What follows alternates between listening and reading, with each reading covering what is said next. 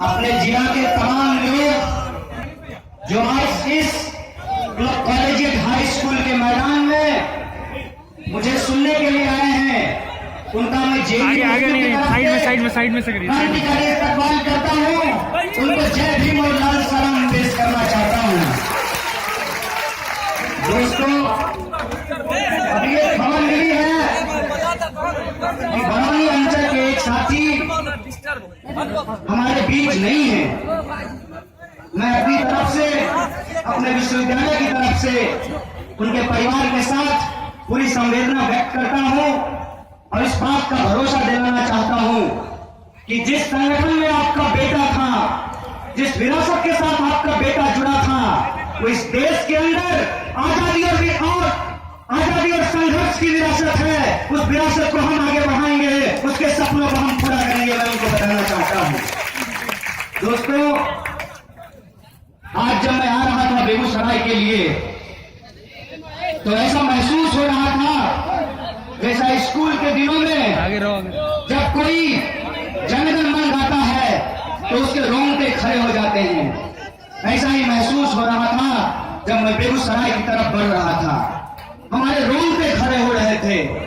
लेकिन जब वहां से हमने सिमरिया पुल पास कर बंद फर्टिलाइजर के पास हम लोग पहुंचे तो मन बहुत दुख से भारी हो गया कि क्या थे, क्या हो गए। हमको कहा जाता था कि हम बिहार के औद्योगिक राजधानी हैं, एक एक करके यहाँ पे उद्योगों को बंद कर दिया गया। इस बात से हमारा मन भारी हो गया। लेकिन तभी हमारे मन में एक ख्याल आया जब हम सिमरिया गांव के पास से गुजर रहे थे कि ये बेगूसराय की धरती है, ये राष्ट्र कवि पैदा करती है, राष्ट्रद्रोही नहीं पैदा करती है। अगर हम राष्ट्रभक्त हैं, अगर हमको हमारे अंदर समाज को बदलने की चेतना है, तो हम समाज को जरूर बदलेंगे। और जो बेगूसराय जिला, जिसको बारदौली कहा जाता है बिहार का, इस आजादी के आंदोलन को जिन्होंने लीड किया था, समाज के अंदर बराबरी लाने की इस आंदोलन को भी बेगूसराय जिला लीड करेगा और इस बदलाव की इस आवाज को बुलंद करेगा। ये बात मेरे मन में आया था। दोस्तों, गंगा नदी पास करते हुए मेरे एक दोस्त ने कहा कि तुम्हारा जन्म गंगा के किनारे हुआ है। हमने कहा हाँ, गंगा के किनारे जन्म हुआ है, जमुना के किनारे पढ़ता हूं। और हमारे साथी ने एक बात ठीक कही, गंगा की कसम, यमुना की कसम, ये ताना बाना बदलेगा, तू खुद को बदल, तू खुद को बदल, तब तो ये जमाना बदलेगा। बात का साथ है। और इस देश के अंदर जो गंगा जमुनी तहजीब है, इस गंगा जमुनी तहजीब से ही लोग घबराते हैं। इसी बात से उनको डर लगती है कि आज विद्यार्थी बाबा साहब भीमराव अम्बेडकर को क्यों पढ़ रहे हैं, इस देश के विद्यार्थी भगत सिंह के रास्तों पे क्यों चलना चाहते हैं, इस देश की महिला, ये जो हमारे साथ तस्वीर लगी हुई है सावित्रीबाई फूले की, फूले के रास्ते पे क्यों चलना चाहती है। इस बात से इस देश के अंदर जो पोस्टर फाड़ने वाले लोग हैं उनको घबराहट होती है। जब मैं आ रहा था तो बहुत सारे पोस्टर रास्ते में फाड़े गए और इस बात का अंदाजा आप भी लगा लीजिए कि ये पोस्टर फाड़ने वाले लोग क्यों हैं।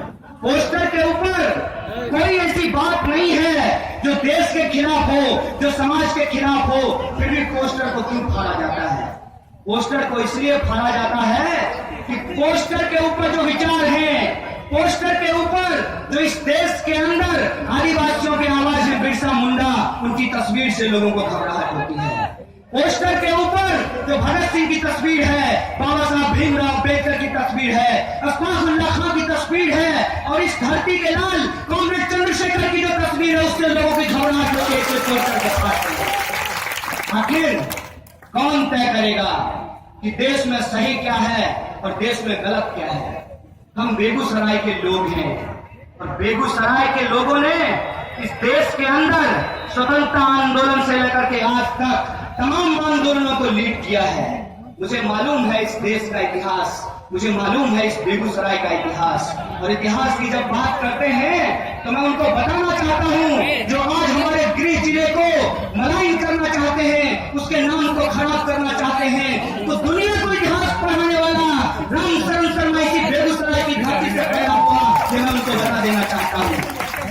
भीतर कहते हैं कि समझ शेष है नहीं पाप का, भागी केवल ब्याग है, जो तटस्थ है समय लिखेगा उसका भी अपराध। इसीलिए दोस्तों, आज जो लोग तटस्थ हैं उनको अपनी तटस्थता छोड़नी पड़ेगी, और हमने अपनी तटस्थता छोड़ दी है। जिसको जो कहना है कह ले, जेल में डाल दे, पुलिस बुला ले, लेकिन हम अपनी लड़ाई को नहीं छोड़ने वाले हैं, क्योंकि ये लड़ाई समानता की लड़ाई है, बराबरी की लड़ाई। इस लड़ाई को हम पे लड़ना है, ये बात उनको हम कह देना चाहते हैं।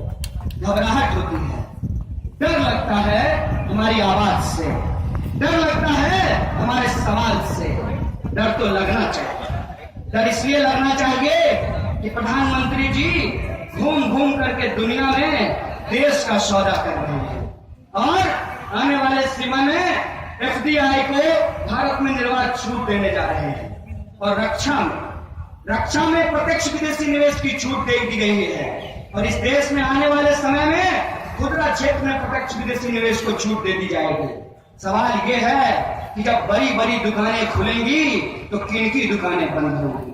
मैं यहां से, इस मंच से बेगूसराय बाजार के अंदर जो दुकानदार हैं उनको आगाह करना चाहते हैं कि देशभक्ति बनाम देशद्रोह के नकली विमर्श को छेड़ करके आपका जो पेट का सवाल है, आपके जो रोजगार का सवाल है, आपके जो बेटी रोटी का सवाल है, उसको भटकाने की कोशिश की जा रही है। बात मैं आपको बता देना चाहता हूं। आप बताइए कि अगर प्रत्यक्ष विदेशी निवेश इस देश के अंदर आएगा तो किसकी दुकानें बंद होगी? अगर बड़ा बड़ा दुकान खुलेगा तो कौन लोग जो रेडी पटरी पे सब्जी बेचते हैं उनकी दुकानें बंद होंगी? वो कौन लोग? वो इस देश के गरीब गुड़वा लोग हैं, इस देश के दलित पिछड़े लोग हैं, इस देश के महिलाएं और अल्पसंख्यक हैं जो किसी तरीके से अपने जीवन में गुजर बसर करते हैं। बहुत अच्छे से इस काम को किया जा रहा है। महंगाई के नाम पे वोट लिया गया, कहा गया बहुत हुई महंगाई की मार, अब की बार मोदी सरकार। हर हर मोदी करके आए थे, हर हर मोदी करके देश को लूट रहे हैं, और जो लोग उनके खिलाफ आवाज उठाता है उसको देशद्रोही बता करके जेलों में डाल रहे हैं। आप हमें बताइए कि अगर हम सबके लिए बराबरी की शिक्षा की बात करते हैं, अगर हम कहते हैं कि देश के बेरोजगार नौजवानों को बेरोजगारी भत्ता मिलना चाहिए, अगर आप उसको रोजगार नहीं दे सकते हैं, हम कहते हैं कि ब्राह्मण हो या दलित हो, महिला हो या पुरुष हो, अमीर हो या गरीब हो, सबको एक जैसी शिक्षा मिलनी चाहिए, इसमें कौन से देशद्रोह की बात है? और एक बात मैं ठोक कर कह देना चाहता हूं मोदी जी को कि आपके पास 56 इंच का सीना हो न हो, लेकिन बेगूसराय के लोगों का दिल 56 इंच का है। लेकिन आपके किसी भी हमले से हम डरने वाले नहीं हैं, हम नहीं डरेंगे, और हम बोलेंगे आपको जितना कहना है आप कह लीजिए। हम ये बोलेंगे कि सबको शिक्षा सबको काम, वरना होगी नींद हराम। राष्ट्रपति हो या चपरासी की संतान, सबको शिक्षा एक समान, ये बात हम बोलेंगे। हमारी आवाज है, और हमारी आवाज को कि बार बार दबाना चाहते हैं। मुझे नहीं मालूम कि हमारे बेगूसराय के लोगों को न्यूज चैनल ने क्या बताया है। भाई वहाँ चले जाओ, सिक्योरिटी का सवाल है। सिक्योरिटी में साथ में हो, सिक्योरिटी उसका पीएसओ अभी देखा था ना साथ में। नैतिकता होनी चाहिए मीडिया की, उसको बेचकर राज्यसभा पहुंचने वाला का चैनल मेरे बारे में आपको क्या बताया है मुझे नहीं मालूम। लेकिन एक बात मैं आपसे पूछना चाहता हूँ, दिल पर हाथ रख कही हो तमाम लोग, अपना मन पूछियो ऐना सामने खड़ा होकर कि बेगूसराय धरती जरा बारदोली कहल जाए छै, जरा लेनिनग्राड मॉस्को कहल जाए छै, वहां बेटा चोर हो सके छै, अपराधी हो सके छै, गुंडा हो सके छै, लेकिन देशद्रोही नहीं हो सके छै। लेकिन जिन लोगों ने ये साजिश की है मैं उनको बता देना चाहता हूं कि मोदी जी नकली वीडियो बना लीजिए, नकली वीडियो का सच हमारे देश के लोग जानते हैं, और बेगूसराय के लोग तो बहुत अच्छे से जानते हैं। जब शादी विवाह होता है तो बरमाला का कार्यक्रम हो रहा होता है और पीछे से शारदा सिन्हा गा रही होती है। ये बेटी ब्याह का कैसेट आप सब लोग देखते होंगे, उसी बेटी ब्याह का कैसेट बनाया गया है एक न्यूज चैनल के द्वारा। चेहरा हमारा दिखाया गया, नारा कहीं और का उसके पीछे लगाया गया। तो हमारा नारा अगर जानना चाहते हो तो आओ हमारे आंदोलन में, तब तब तुमको पता चलेगा कि हम किसके राह पे चलने वाले हैं। हम अफजल की राह पे नहीं, रोहित की राह पे चलने वाले हैं। और हम कहते हैं कि तुम कितने रोहित मारोगे, हर घर से रोहित निकलेगा। हम बाबा साहब भीमराव अम्बेडकर के सपनों पे चलेंगे और सबके लिए बराबरी की लड़ाई को लड़ेंगे। ये हमारा कमिटमेंट है। फिर भी अगर तुमको लगता है कि तुम देशद्रोही बनाम देशभक्ति का एक नकली विमर्श खड़ा करके तुम इस देश की जनता को भटका सकते हो, तो तुम गलत हो। तुम 2 महीना ऐसा कर सकते हो, तुम 3 महीना ऐसा कर सकते हो, लेकिन शाम को जब आप झोला लेकर के आलू चट्टी रोड में टमाटर खरीदने जाइएगा और टमाटर जब 80 रुपए किलो मिलेगा, तब आपको पता चलेगा कि देश का असली सवाल क्या है। देश का असली सवाल मोदी जी के लटकटिया सूट से हल नहीं होने वाला है, नहीं वो कोलंबस की तरह जो पूरी दुनिया का परिक्रमा कर रहे हैं उससे होने वाला है।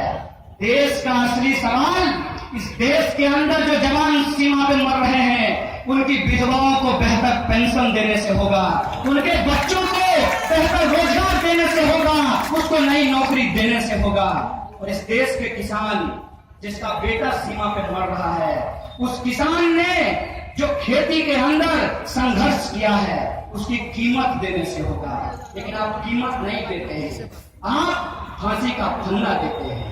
आपने रोहित को फांसी का फंदा दिया, आप इस देश के किसानों को फांसी का फंदा दे रहे हैं। लेकिन याद रखिएगा कि रोहित ने भगत सिंह और बाबा साहब भीमराव अम्बेडकर के सपनों को चुना है और भगत सिंह को अंग्रेजों ने फांसी का फंदा दिया था। आज अंग्रेज नहीं है, आपका इतिहास अंग्रेजों के साथ चमचागिरी करने का इतिहास है। आप भी नहीं रहेंगे, मैं ये बात आपको बता देना चाहता हूँ। क्योंकि हम जिस संगठन से जुड़े हैं, ऑल इंडिया स्टूडेंट फेडरेशन, वो इस देश का पहला छात्र संगठन है। 1936 में बना, इस देश के आजादी के आंदोलन के लिए संघर्ष किया और आजाद मुल्क के अंदर सचमुच की आजादी, छुआछूत से आजादी, गरीबी से आजादी, भूखमरी से आजादी, जातिवाद से आजादी, सामंतवाद और पूंजीवाद से आजादी के लिए संघर्ष कर रहा है। और आपको दिक्कत तो होगी, आपको दिक्कत होगी हमारे इस आजादी के सवाल से, क्योंकि हम जो करते हैं वो सचमुच का करते हैं, झूठ मूठ का नहीं करते हैं। आप ही बताइए कि जो आपका बच्चा बाहर पढ़ने के लिए जाता है, बाहर काम करने के लिए जाता है, उसको जो दंश झेलना पड़ता है कहीं बिहारी होने के चलते, कहीं पर बेगूसराय का होने के चलते। बिहारी होने का मतलब बाहर में गरीब होना होता है, बिहारी होने का मतलब बाहर में कमजोर होना होता है, बिहारी होने का मतलब गंदा होना होता है। और बेगूसराय की एक पहचान है, बेगूसराय की मिट्टी में कुछ है कि बेगूसराय की जो परवरिश है उसमें ये कहा जाता है कि जहां सही हो उसको सही बोलो और जहां गलत हो उसको गलत बोलो।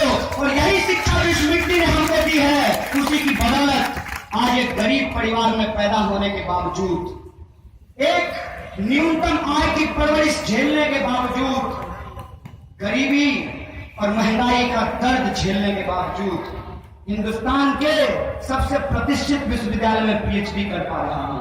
क्योंकि आपने सिखाया है बेटा सही को सही कहना और गलत को गलत कहना, यही बेगूसराय की पहचान है, यही बिहार की पहचान है। ये मैं आपको कह देना चाहता हूँ।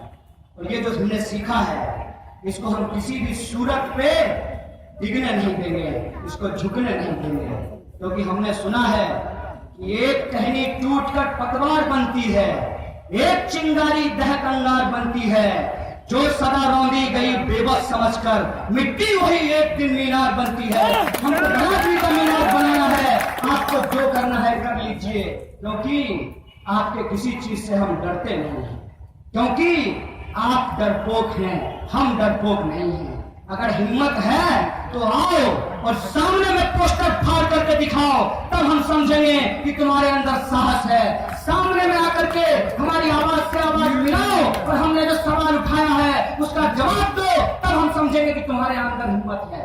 लेकिन तुम्हारे अंदर हिम्मत नहीं है, तुम चाटुकारों के वंशज हो, उसकी परवरिश में पले बढ़े हो। इसीलिए तुम जिसको वीर कहते हो वो वीर नहीं था, लेकिन हमारे साथी जिसको वीर कहते हैं वो वीर है, वीर रहेगा, क्योंकि इस देश के अंदर बराबरी के लिए संघर्ष कर रहा है।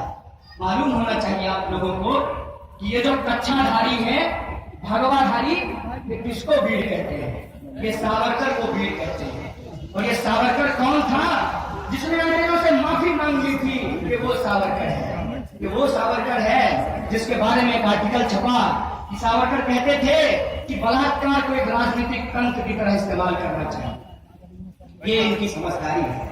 ये कहते हैं कि समाज में बराबरी नहीं होना चाहिए, दलितों को जनरल के बराबर नहीं रखना चाहिए, महिलाओं को पुरुष के बराबर नहीं रखना चाहिए, अमीर को गरीब के बराबर नहीं करना चाहिए। ये दुनिया के बराबरी में विश्वास नहीं करते। ये विश्वास किस चीज में करते हैं? ये जुमलेबाजी में विश्वास करते हैं, ये झूठ बोलने में विश्वास करते हैं। अगर इनके अंदर हिम्मत है तो ये हमारे सवालों के सामने रूबरू हैं। हम कहते हैं कि देश के खिलाफ अगर कोई बोल रहा है तो निश्चित तौर पर उसको सजा मिलनी चाहिए। निश्चित तौर पर कानून ने जो न्याय सम्मत है उस आधार पर उस पर कार्रवाई होनी चाहिए। लेकिन कौन तय करेगा कि क्या देश के पक्ष में है, क्या देश के खिलाफ है? मोदी जी 5 लाख का सूट पहनकर जनता के पैसे पे वास्को डिगामा का चक्कर लगाना, ये सही बात है? महंगाई की बात, गरीबी की बात, काले धन की बात चुनाव जीतने के लिए करना और चुनाव जीतकर भूल जाना, ये देश की बात है। मोदी जी, ये देश की बात नहीं है। देश की बात ये है कि इस देश के अंदर जब संविधान है और संविधान ने कहा है कि अमीर हो या गरीब हो, गोरा हो या काला हो, मोटा हो या पतला हो, सबका वोट बराबर होगा। जब वोट बराबर होगा तो शिक्षा बराबर क्यों नहीं होगी? ये देश की बात है और हम बराबरी की शिक्षा की बात कर रहे हैं। हम कहते हैं कि जो बातें चुनाव के दौरान की जाती है, चाहे 15 लाख रुपए की बात हो, चाहे महंगाई को कम करने की बात हो, चाहे बेरोजगारी को कम करने की बात हो, चुनाव जीत जाने के बाद अपने प्रधानमंत्री से, अपने शिक्षा मंत्री से सवाल करना, ये देश की बात है। ये मैं मोदी जी को कहना चाहता हूं। लेकिन किसको कहें, किसको सुने और क्या कहें, क्या सुने, ऐसी स्थिति इस देश के अंदर पैदा कर दी गई है।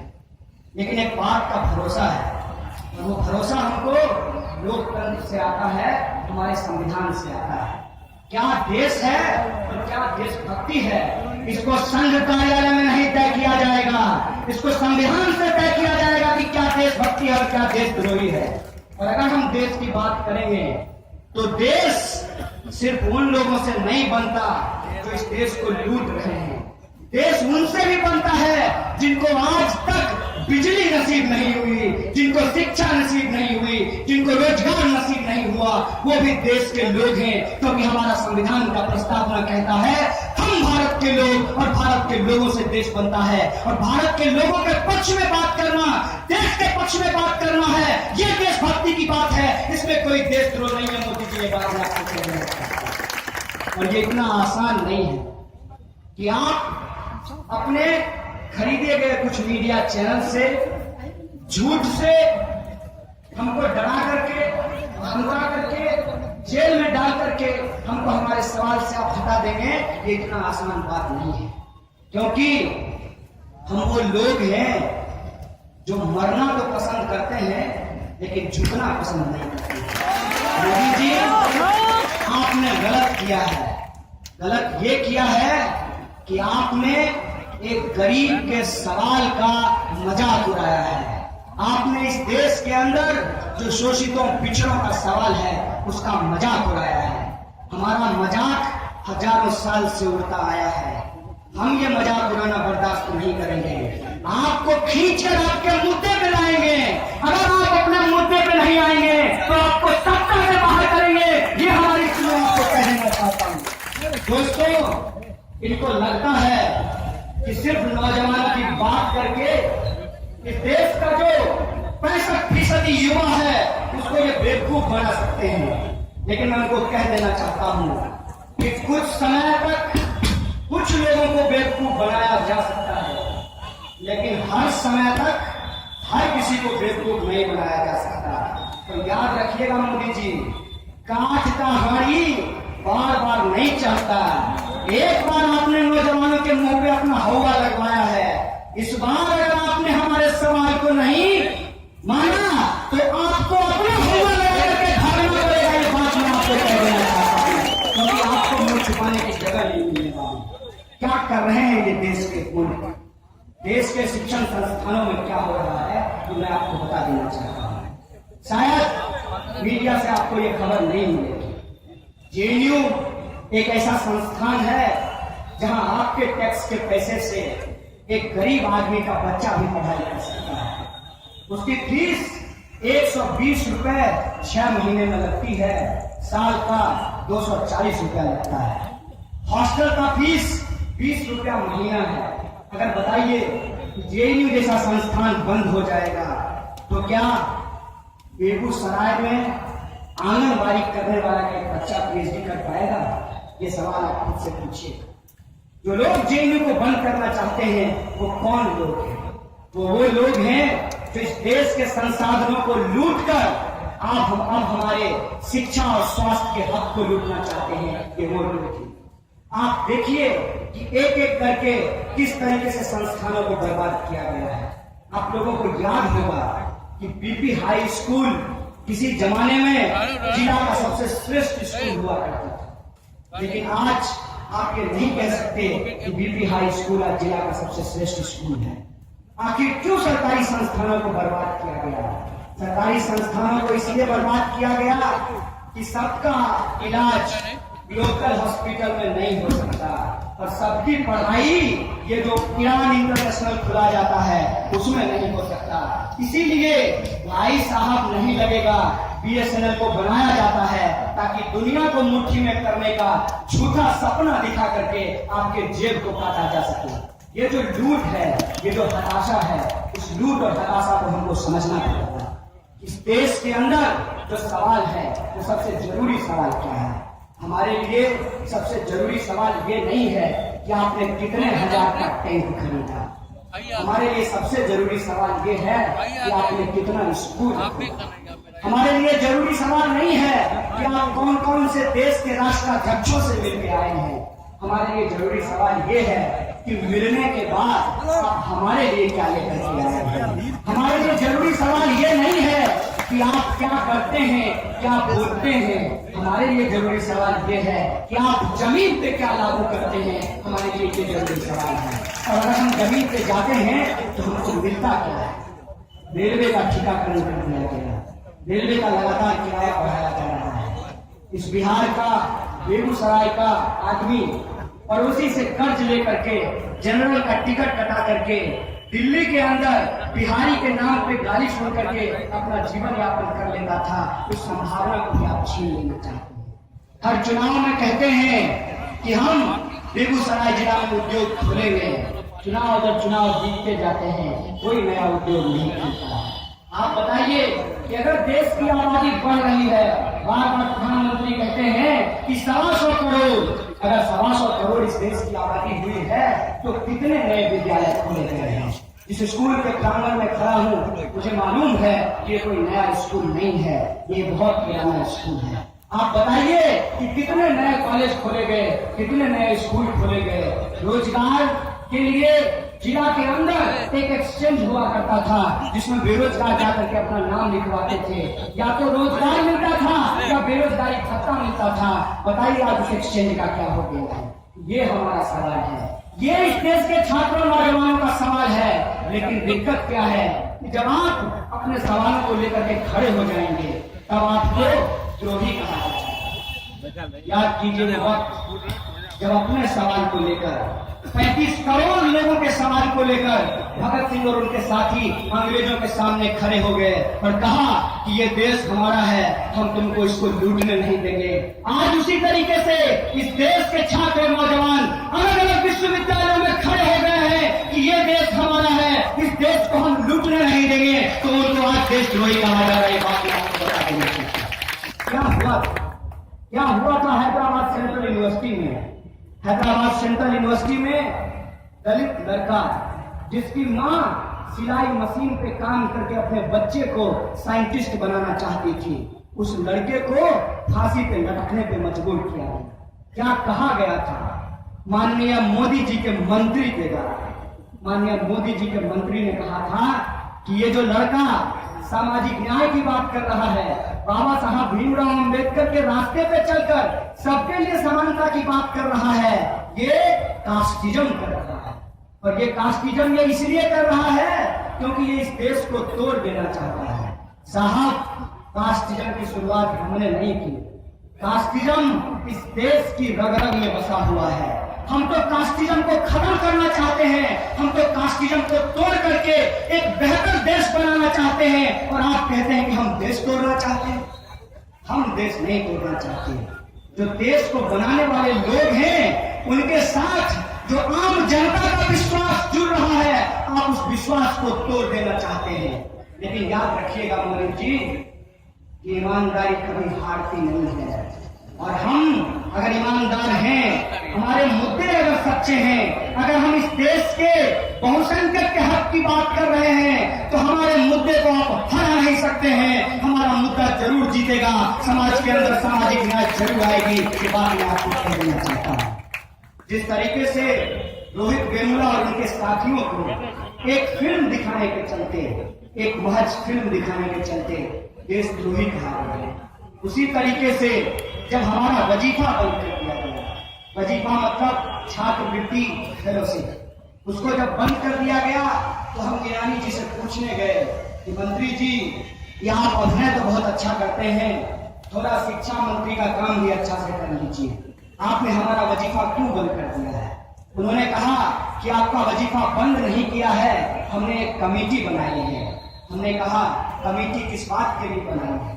कमेटी तो बननी चाहिए कि कैसे इस देश के तमाम नौजवान जो पीएचडी करना चाहते हैं, चाहे वो किसी जाति के हो, किसी धर्म के हो, किसी क्षेत्र के हो, उनको वजीफा मिलना चाहिए। उसके लिए कमेटी बननी चाहिए। लेकिन आपने इसके लिए कमेटी नहीं बनाई है। आपने कमेटी बनाई है वजीफा बंद करने का जो आपका निर्णय है उसका रिवीजन करने के लिए। देखिए, हम इसको मानने वाले नहीं। आखिरकार उन्होंने हमारी बात मानी नहीं और हमने उनके खिलाफ आंदोलन शुरू किया। जब हमने उनके खिलाफ आंदोलन शुरू किया, इस आंदोलन को हमने कहा ऑक्यूपाई यूजीसी, जिसमें कहा गया fees must be fall, education for all. इस स्लोगन के साथ उस आंदोलन को शुरू किया गया। ये आंदोलन 90 दिनों तक चला। तो 90 दिनों के चलने के बावजूद जब उन्होंने हमारा वजीफा नहीं दिया, तब हम लोगों ने तय किया कि हम देश के एक एक विश्वविद्यालय में जाएंगे और अपने लोगों से, विद्यार्थियों से बात करके कहेंगे कि यह सरकार छात्र और नौजवान विरोधी सरकार है, यह सरकार दलित, पिछड़ा, आदिवासी, अल्पसंख्यक और महिला विरोधी सरकार है, यह सरकार गरीब, मजदूर और किसान विरोधी सरकार है। ये बात हम देश के विद्यार्थियों को बताएंगे। और इसी सिलसिले में प्रेसिडेंट बनने के बाद जो हमारा आंदोलन चल रहा था, तो मैं अपने जिले में जीडी कॉलेज में आकर के विद्यार्थियों के साथ आंदोलन किया था। और सिर्फ अपने जिले में नहीं, बिहार के अलग अलग विश्वविद्यालयों में जाकर के हमने विद्यार्थियों से बातचीत की, हमने मीटिंगें की। और सिर्फ बिहार में नहीं, पूरे देश के अंदर हमने ये मुहिम छेड़ा। इस मुहिम से घबराहट के बाद मोदी जी के तंत्र को लगा कि अगर विद्यार्थी सड़क पर आ गए तब तो बड़ी मुश्किल हो जाएगी। और इसीलिए उन्होंने एक तरीका अपनाया कि जहां जहां से आंदोलन होने की संभावना है, उन जगहों को अपने चमचों से भर दो। खुलेआम कहते हैं एक अभिनेता, मैं उनका नाम नहीं लेना चाहता, कि मैं मोदी जी का चमचा हूँ।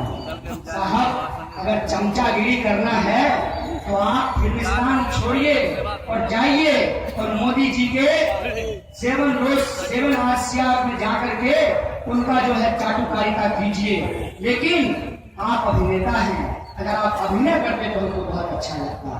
तो उनके जो चाटुकार चमचे थे, उनको अलग अलग जगहों का प्रधानमंत्री जी के द्वारा, शिक्षा मंत्री के द्वारा कहीं का कुलपति बना दिया गया, कहीं का निदेशक बना दिया गया।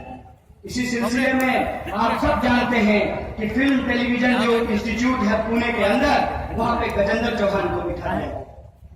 Vice chancellor Hyderabad central university को बदल करके अप्पा राव को बिठा दिया गया, जो कि वेंकैया नायडू साहब के रिश्तेदार हैं। उसके बाद जेएनयू के अंदर वाइस चांसलर को बदल दिया गया। ये तो तमाम बदलाव किया गया, ये इसलिए किया गया कि विद्यार्थियों को कंट्रोल किया जा सके। विद्यार्थी जो अपने हक की बात कर रहे हैं, उस हक की लड़ाई को कमजोर किया जा सके।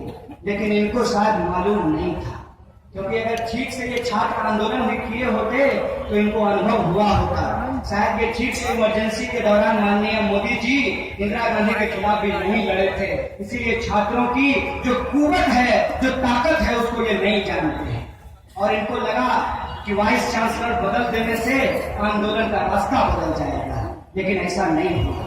ऑक्यूपाई यूजीसी आंदोलन जो सबके वजीफे की बात करता था, वो जस्टिस फॉर रोहित वेमुला के आंदोलन के साथ जाकर के खड़ा हुआ।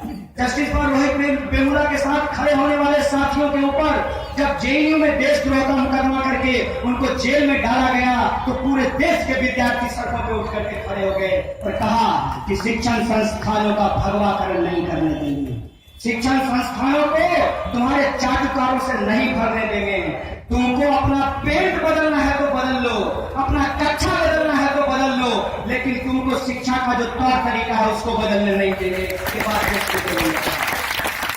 अक्सर हम लोग संघियों के कच्चे पे सवाल उठाया करते थे और कहते थे कि इनको भारतीय संस्कृति से कोई लेना देना नहीं है। अगर इनको भारतीय संस्कृति से कोई लेना देना होता तो इनको मालूम होता कि इस देश के अंदर जो लोक परंपरा रही है, इस देश का जो इतिहास रहा है, वो गंगा जमुनी तहजीब का इतिहास रहा है।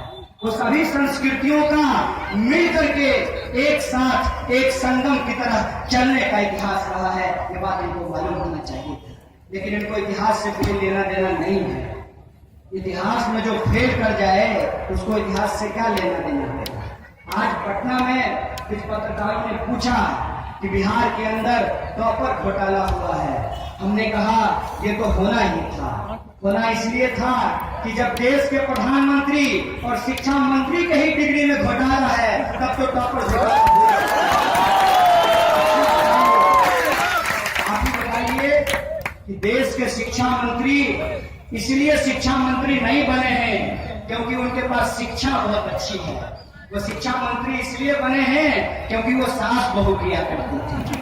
तो आप बताइए, जब शिक्षा मंत्री ऐसी होगी तो शिक्षा कैसा होगा, इसका अंदाजा आप लगा लीजिए। लेकिन खुशनसीबी है, संयोग है कि कुछ लोगों को अच्छी शिक्षा मिल गई है और उनको अच्छी शिक्षा मिल गई है तो उसी शिक्षा के अंदर कहा गया है कि आप जिस तबके से आते हैं, आप जिस समाज से आते हैं, उसके कल्याण के बारे में सोचिए, अपनी योग्यता का इस्तेमाल कीजिए समाज को बेहतर बनाने में। आपके सब्सिडी के पैसे से हम पढ़ते हैं, आपके टैक्स के पैसे से हम पढ़ते हैं, इसीलिए हम जानते हैं कि देश की समस्या क्या है और देश में होना क्या चाहिए। और देश की समस्या ये है कि आज भी इस देश के अंदर ऊंच नीच है, आज भी इस देश के अंदर गैर बराबरी है, आज भी इस देश के अंदर लोगों को एक तरीके की शिक्षा नहीं मिलती, आज भी इस देश के अंदर नौजवानों को बेरोजगारी के चलते अपना जान गंवाना पड़ता है। आज भी एक देश की स्थिति है कि लोगों को अपना घर-बार छोड़कर, अपना माँ बाप छोड़कर दूसरी जगह जाकर गालियां सुनना पड़ता है। आज भी देश के अगर इस पर हम सवाल नहीं उठाते, अगर हम इस देश के नौजवानों के हक की बात नहीं करते, अगर हम इस देश के जो पिछड़े दलित, आदिवासी, महिला, गरीब, किसान और मजदूर लोग हैं, उनके हक की बात नहीं करते हैं, तब ये देशद्रोह है, तब ये सब्सिडी के पैसे का गलत इस्तेमाल है, तब ये समाज के खिलाफ है, तब ये समाज और देश को तोड़ने की बात है। लेकिन हम तो इनके हक की बात करते हैं। और आप बताइए, हम हक की बात करते हैं, वो हमें बात कहने से रोकते हैं। कौन देशद्रोही है, ये आप खुद तय कर लीजिए। ये सवाल मैं आपके ऊपर छोड़ूंगा। दोस्तों, एक गंभीर दौर में आज हम लोग जी रहे हैं।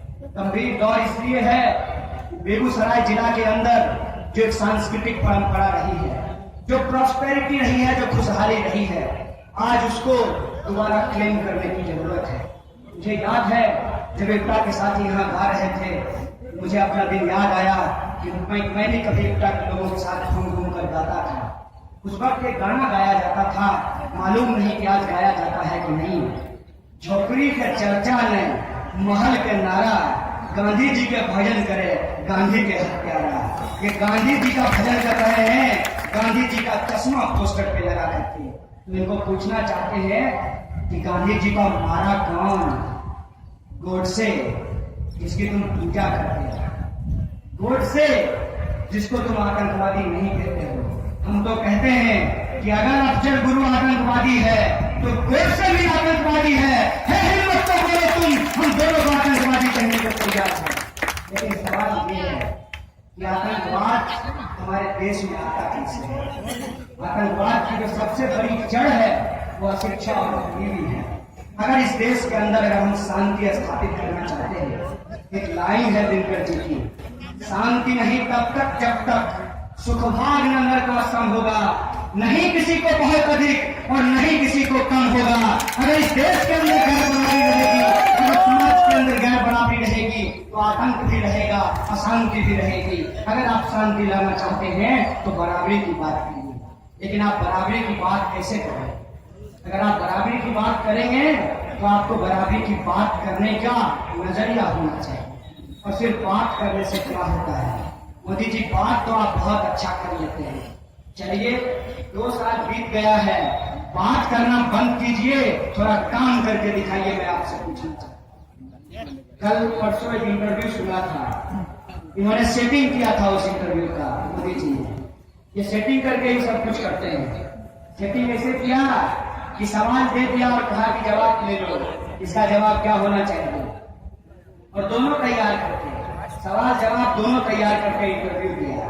उस इंटरव्यू में कहा कि दुनिया घूमना इसलिए जरूरी है कि दुनिया को बताना चाहता हूं कि असली मोदी क्या है। सही बात है मोदी जी, देश की जनता भी असली मोदी खोज रही है। जब देश के ऊपर हमला हुआ पठानकोट में तो वो मोदी कहां चला गया जिसको भाजपाई शेर कहा करते थे? वो मोदी कहां चला गया जब अरहर 200 रुपए किलो बिकने लगा और टमाटर को देखकर लोग खरीदने से पहले ही लाल होने लगे?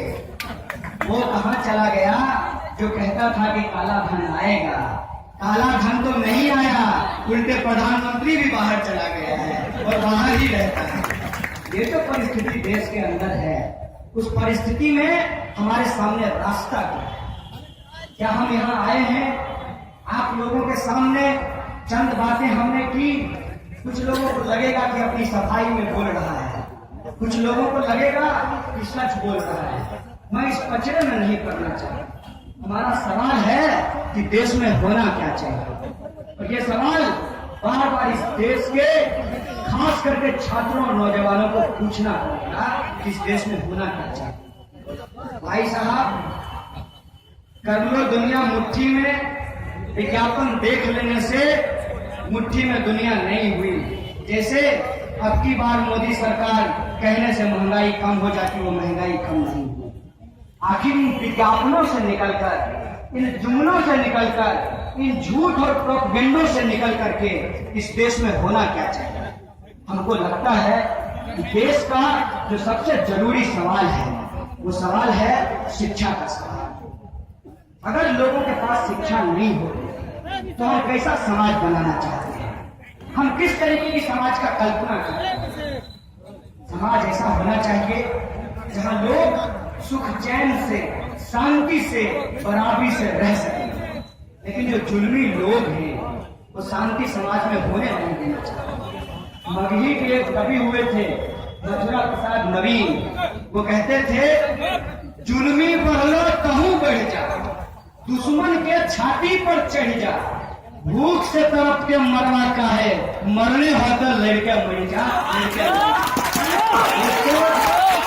देश में क्या होना चाहिए सवाल अगर हमारे सामने है तो सवाल ये है कि इस देश में सबको शिक्षा मिलनी चाहिए, सबको काम मिलना चाहिए, और ये बातें सिर्फ चुनाव में नहीं होनी चाहिए कि हर 5 साल में एक हेलीकॉप्टर आएगा उड़न तस्करी की तरह जो चुनाव के बाद दिखता नहीं है, और कुछ भाषणबाजी होगा और लोग भाषण देकर के चले जाएंगे। हम लोग तय कर लेंगे कभी जात के नाम पर, कभी धर्म के नाम पर, कभी पैसा पे। आजकल तो शराबबंदी हो गई, पता नहीं चुनाव में क्या होगा। कभी शराब के नाम पर जो सरकारें बन जाती है, और सरकार बन जाने के बाद जो हमारे सवाल पीछे छूट जाते हैं उसका क्या होगा? क्या आने वाले चुनाव में हम छात्रों नौजवानों को ये सवाल नहीं बनाना चाहिए कि जो कोई आएगा उसको हम कहेंगे कि साहब आप शिक्षा के बारे में क्या सोचते हैं, ये आप पहले बताइए। क्या आप ये नहीं मानते कि शिक्षा बराबर मिलनी चाहिए? क्या ये आप नहीं मानते कि क्वालिटी एजुकेशन मिलना चाहिए? क्या ये आप नहीं मानते कि जो हमने शिक्षा प्राप्त की है उस शिक्षा के हिसाब से हमको रोजगार मिलनी चाहिए? ये कहाँ का न्याय है साहब, बताइए। कि कोई लड़का, आप में से भी बहुत सारे लोग, मैं बेगूसराय के लोगों को जानता हूँ, खुद नहीं पढ़ पाते हैं लेकिन बच्चों को पढ़ाना चाहते हैं, और जो छोटा टुकड़ा भी जमीन का है उसको बेचकर अपने बच्चे को कोटा भेजते हैं इंजीनियरिंग की तैयारी करने के लिए। लेकिन बताइए कि 4 लाख, 5 लाख, 10 लाख रुपया जमीन बेच करके खर्चा करके आप बच्चा को इंजीनियर बनाते हैं, और बच्चा 4 साल के बाद इंजीनियरिंग बनने के बाद आपको कहता है कि पापा इंजीनियरिंग में जॉब नहीं है, बाबूजी काम नहीं मिल रहा इंजीनियरिंग कैला बादो, अब MBA क्या लीजिए। ढेरो 5 लाख रुपया खर्चा करके MBA करे छै, आ घरे घरे घूम कर एना सरफ बेचे छै। बोला न्याय छै? बनलिए इंजीनियर आ बेचिए सड़क, न्याय छै? कोई काम बराबर के आधार पर, अगर बराबरी के आधार पर हम देखें तो बराबर छोटा नहीं होता है। एक हॉस्पिटल के अंदर जितना जरूरी डॉक्टर है उतना ही जरूरी स्वीपर भी है, जितना जरूरी क्लर्क है उतना ही जरूरी चपरासी है, जितना जरूरी SP है उतना ही जरूरी सिपाही है, जितना जरूरी किसान है उतना ही जरूरी मजदूर है। बेगूसराय के लोग किसानी करते हैं, क्या आप ये तय कर सकते हैं कि किसानी में बीज ज्यादा महत्वपूर्ण है कि खाद ज्यादा महत्वपूर्ण है कि पानी, और खाद पानी बीज से ज्यादा महत्वपूर्ण है धरती, या धरती से भी ज्यादा महत्वपूर्ण है किसान? आप कैसे तय करेंगे साहब? सिस्टम ऐसे नहीं चलता। सिस्टम का स्वभाव ऐसा नहीं है कि वो गैर बराबरी में जिंदा रह सके। 5 उंगलियां बराबर नहीं है, यही इसकी खासियत है। ये बराबर ना होते हुए भी इसका बराबर का इंपॉर्टेंस है, इस इंपॉर्टेंस को समझिए। इसीलिए अगले चुनाव में जब मंत्री संतरी हेलीकॉप्टर से आपके पास आए तो उनसे हम पूछें कि बराबर की शिक्षा कब मिलेगी, क्योंकि हमारा वोट बराबर हो गया, इसीलिए आप हेलीकॉप्टर से उतर करके कॉल जोड़ लिए हैं 5 साल में एक बार शिक्षा भी बराबर कर लीजिए, ताकि हमको आपके सामने नौकरी के लिए और सिफारिश के लिए हाथ ना जोड़ना पड़े। ये सवाल कब पूछा जाएगा? ये सवाल कब पूछा जाएगा? कि ठीक बात है, आप कहते हैं कि भारत एक गरीब देश है और यहाँ पे फंड नहीं है, ये ठीक बात है। चलिए मानते हैं कि फंड नहीं है, तो ऐसा कीजिए कि जो शीशा वाला स्कूल है उसको बंद करके ये जो कॉलेजिएट हाई स्कूल की व्यवस्था है इसको एक मिनिमम स्टैंडर्ड बना करके ऐसा स्कूल सब जगह बना दीजिए, अगर फंड है। क्योंकि आपकी चमचमाती सूट और आपकी चमचमाती कार देखकर और दुनिया भ्रमण पे जो आपने खर्चा किया है, 6000 करोड़ का टेंट खरीदा है, इससे तो लगता है कि फंड है। अगर फंड है तो सबको शीशा वाला स्कूल में पहुंचा दीजिए। मोदी जी चाय वाले का बेटा थे ना, क्यों नहीं ऐसा शिक्षा व्यवस्था बनाते हैं जिसमें चाय वाले का बेटा भी पढ़। असल बात यह है कि आपने चाय बेचा या नहीं बेचा ये नहीं मालूम, लेकिन आप देश जरूर बेच देंगे ये आपके आप चुनाव में कुछ और होते हैं और चुनाव के बाद कुछ और हो जाते हैं। और ये सिर्फ मोदी जी नहीं होते, आपको लगेगा कि ऐसा तो हर कोई होता है। जब ऐसा हर कोई होता है तो एक बात याद रखिएगा, तख्त बदल दो, ताज बदल दो, बेईमानों का राज बदल दो, जो भी बेईमानी करेगा उसको सत्ता से उठा कर धरती पे लाएंगे। कि आइए जरा हमारे साथ बैठिए, या तो बोरा वाले स्कूल में पढ़ने वालों को शीशा वाले में पहुंचाइए, या शीशा वाले को भी पकड़ करके बोरा वाले में लेकर के आएंगे। तो शिक्षा बराबर होगी और सबको शिक्षा मिलेगा, तब पता चलेगा कि इतिहास क्या है। और आप में से बहुत सारे लोग इतिहास पढ़े होंगे, कितने लोगों को ये मालूम होगा कि आज हूल दिवस है। नहीं जाना। आज हूल दिवस है, इसकी जानकारी बहुत सारे लोगों को नहीं है और इसकी जानकारी आपको दी भी नहीं जाए। आप तो सिक्योरिटी में जब बहस छिड़ा है देशभक्ति और देश की गद्दारी पे, तो एक बात मैं आपको बता देना चाहता हूँ। बिरसा मुंडा, सिद्धू कानू, इन्होंने इस देश के अंदर आदिवासियों को संगठित करके अंग्रेजों के खिलाफ संघर्ष शुरू किया था।